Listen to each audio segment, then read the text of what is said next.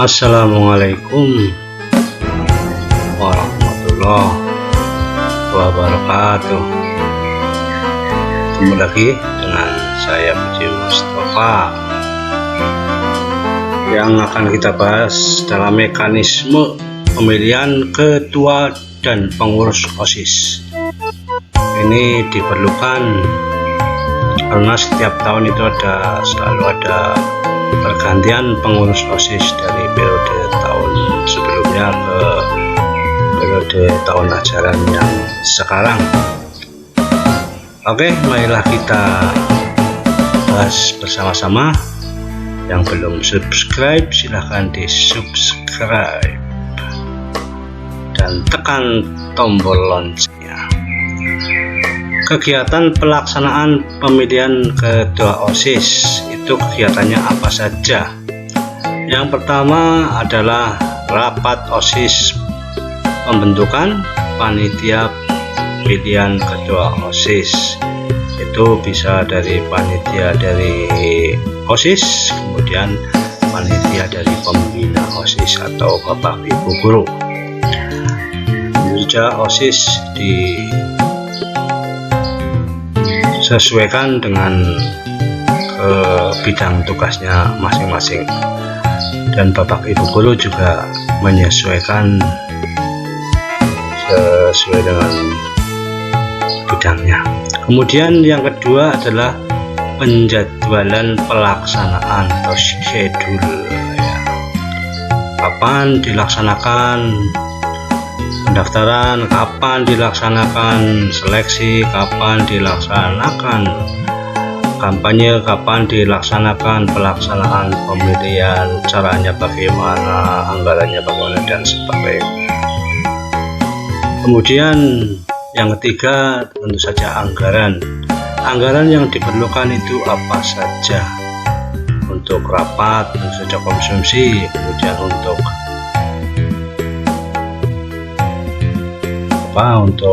perlengkapan pemilihan. Kemudian yang keempat, pendaftaran calon perwakilan kelas dan pendaftaran mandiri. Maksudnya bagaimana? Maksudnya adalah perwakilan kelas yang dicalonkan oleh wali kelas setelah bermusyawarah dengan kelasnya. Kemudian mandiri adalah siswa-siswa yang tidak terakomodir dalam perwakilan kelas dan sangat berminat untuk mencalonkan diri menjadi pengurus OSIS, dipersilahkan untuk mendaftar secara mandiri. Kemudian seleksi yang kelima, tertulis kepribadian, kepemimpinan, dan baris berbaris. Kemudian yang keenam, kegiatannya pemilihan ketua OSIS. Kemudian yang ketujuh, hasil. Kita bahas yang pertama, rapat rencana ke Pilketos. Ya, tadi seperti disebutkan, yaitu membahas panitiaan, ketua, wakil, seksi-seksi, perlengkapan, keamanan, dan sebagainya.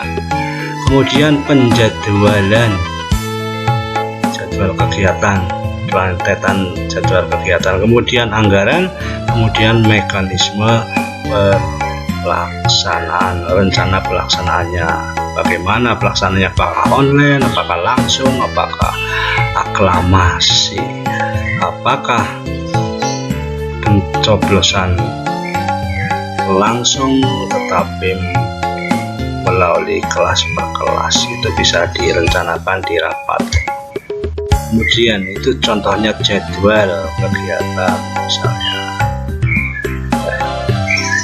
hari Senin tanggal 3, kemudian tanggal 4, bisa dilihat itu contohnya. Kemudian nanti bisa dilihat di deskripsi juga saya tampilkan. Anggaran untuk apa? Untuk konsumsi, untuk konsumsi rapat, konsumsi pelaksanaan. Kemudian pelaksanaan itu apa saja? Membeli perlengkapan untuk bilik, beli minuman untuk panitia tempat, dan sebagainya. Kemudian pendaftaran calon ketua OSIS dan pengurus OSIS itu caranya bagaimana? Melalui perwakilan kelas dan melalui mandiri. Perwakilan kelas itu dari wali kelas dan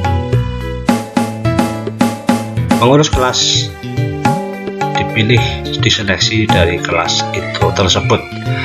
Kemudian mandiri, tiap kelas itu tidak sama, ada yang berminat, ada tetapi kuotanya tidak mencukupi. Kemudian misalnya saya sangat minat tapi tidak dipilih di perwakilan kelas, maka bisa lewat jalur mandiri. Kemudian formulir pendaftaran disertakan jabatan yang diinginkan pada formulirnya. Misalnya saya ingin jadi ketua, saya ingin jadi sekbid bela negara, saya ingin menjadi sekretaris dan sebagainya. Kemudian motivasi pendaftaran juga dicatat di situ, sehingga nanti yang motivasinya tidak mengarah ke hal positif bisa dicoret dari calon pengurus. Kemudian prestasinya, prestasi di kelas misalnya ranking berapa, kemudian prestasi dalam lomba selain akademis, kemudian lomba kesenian, prestasi dalam ranking di kelas juga yang akademis bisa semua prestasi dicantumkan, sehingga nanti akan lebih mudah dalam pengeplotan tugas dan pemantauan bakat-bakat yang ada di pengurus OSIS. Kemudian jejak perilaku dalam pergaulan di darat maupun di sosial media. Di darat maksudnya bisa diambil cara menanyakan kepada teman satu SD-nya ataupun teman sedesanya bagaimana dalam pergaulan sehari-hari di rumah dengan teman, dengan keluarga, dan dengan lingkungan. Kemudian di sosial media, apakah pernah menyatakan status-status yang negatif, yang menyakitkan orang lain, yang kontroversi negatif dan sebagainya. Kemudian kesanggupan melaksanakan tugas dalam upacara dilengkapi di formulir pendaftaran, karena itu penting nanti juga untuk pembagian tugas dalam kepengurusan. Kesanggupan berperilaku baik bila menjadi pengurus OSIS itu antara lain poin-poin yang ada dalam pendaftaran calon ketua dan pengurus OSIS. Kemudian seleksi calon ketua dan pengurus OSIS, seleksi tertulis itu bersama-sama, nanti diambil nilai yang tinggi. Kemudian tes kepribadian dan jejak perilaku, ya tadi bisa dilaksanakan oleh OSIS yang sudah kelas 9, artinya yang sudah tidak bisa mencalonkan diri menjadi ketua ataupun pengurus OSIS. Kemudian tes kemampuan berbicara atau kemampuan berpidato atau menyampaikan pendapat juga diteskan di situ. Dalam kemampuan berbicara adalah contoh penyambutan dalam hari raya besar, contoh memimpin rapat, contoh ataupun tes dalam narasi suatu acara. Kemudian kemampuan berbicara di kelas dalam penarikan sumbangan sukarela dan sebagainya. Kemudian yang terakhir adalah tes kemampuan baris berbaris dan tes upacara bendera tentu saja di dalamnya. Seleksi bisa ditentukan nanti bersama-sama dengan panitia, guru, dan kemudian panitia OSIS, siapa saja yang pantas menjadi pengurus OSIS.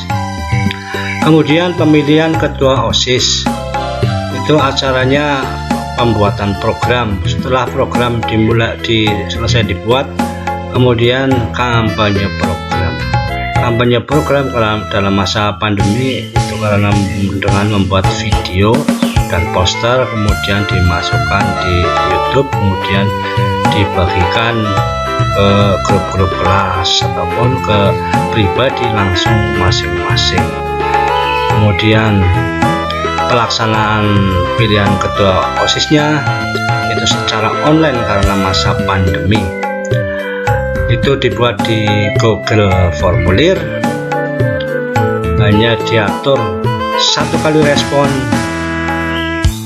dan ada kode khusus ataupun password sehingga tidak semua orang bisa masuk menjadi pemilih. Kemudian ditanduk lagi supaya rahasia, nama tidak disebutkan, hanya kelas kemudian passwordnya, kemudian memilih calon-calon yang ada di dalam pilihan. Jadi bentuknya pilihan ganda, dipilih salah satu. Setelah itu cara mengetahui hasilnya dilihat di kolom respon pada Google Formulir.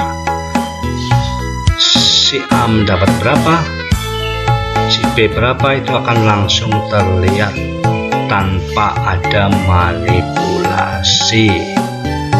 Kemudian setelah itu bisa dilihat bersama-sama pada waktunya dengan pengurus ataupun panitia pemilihan ketua OSIS, perolehan suara dalam pemilihan ketua OSIS dan ditentukan pemenangnya. Nah, dilihat perolehan suara tertinggi menjadi ketua OSIS, dan yang kedua sebagai wakil ketua OSIS, perolehan yang ketiga menjadi wakil ketua 2, yang keempat, kelima, dan seterusnya nanti akan menempati posisi-posisi seperti sekretaris bendahara. Kemudian apabila pesertanya lebih dari 7 nanti akan dimasukkan ke dalam sekbid ya, jadi seperti itu. Kemudian setelah pilihan ketua OSIS tentu saja telah jadi, nanti ada acara pelantikan, serah terima, kemudian pembuatan program, pemantapan tugas dan wewenang OSIS. Jadi tugasnya dibeberkan di situ supaya lebih mantap dalam melaksanakan tugas. Dan kemudian lagi pembagian penjadwalan petugas upacara, pelatihnya maksudnya juga disertakan, kemudian kekhususan yang menjadi pemimpin upacara siapa di situ juga dibagi, kemudian yang bagian pengibar siapa, nanti apabila ada tugas upacara dari OSIS maka sudah mahir di bidangnya masing-masing. Dan untuk upacara itu semua siswa, semua pengurus OSIS akan diabsen tentu saja nantinya, sehingga tidak ada yang tidak aktif dalam semua kegiatan. Penempatan sekbid sesuai dengan minat yang terdaftar di formulir pendaftaran.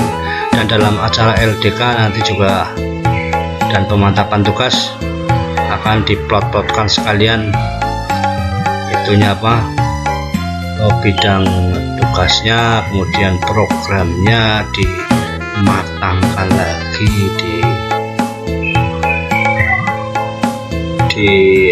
dimusyawarahkan, dirapatkan di situ, sehingga program-program yang unggulan ataupun yang menarik bisa